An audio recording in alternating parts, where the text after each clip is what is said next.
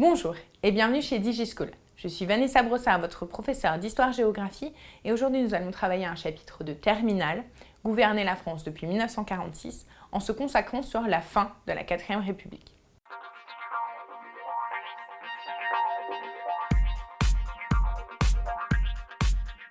Avant de traiter de cette fin, la 4e République, ce qu'il faut savoir, c'est que la 4e République est un régime centralisé, c'est-à-dire que le pouvoir est à Paris.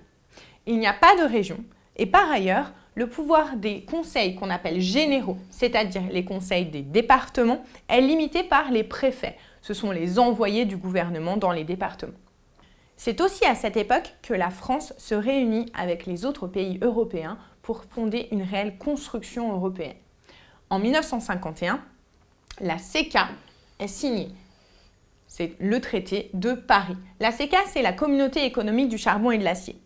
Les pays qui sont les pays signataires, c'est-à-dire l'Allemagne, la France, l'Italie, la Belgique, le Luxembourg et les Pays-Bas, souhaitent mettre en commun ces deux éléments, le charbon et l'acier, afin d'aider à la reconstruction des pays. Par ailleurs, en 1957, est signé le traité de Rome qui fonde la CE et Euratom.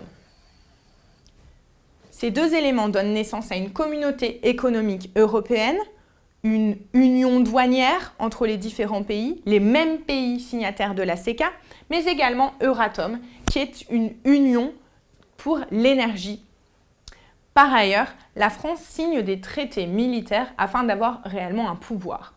Ces alliances militaires, ce sont notamment le traité de Bruxelles en 1948 avec quelques autres pays d'Europe, mais également la création de l'OTAN, l'organisation du traité de l'Atlantique Nord avec des pays d'Europe, mais également les États-Unis.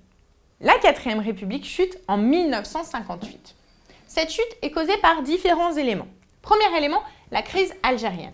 Il faut savoir que l'Algérie avait été complètement intégrée au territoire français, séparée par 3 départements. Le problème, c'est qu'en Algérie s'opposent les partisans de l'indépendance et ceux qui veulent au contraire rester français.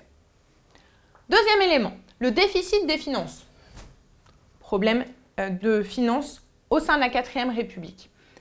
D'autre part, ce problème des finances est lié aussi à des scandales monétaires. Enfin, l'absence d'une réelle personnalité pour mobiliser une opinion publique. Merci d'avoir regardé cette vidéo. N'hésitez pas à regarder les autres vidéos en lien avec le programme de terminale et à bientôt chez DigiSchool.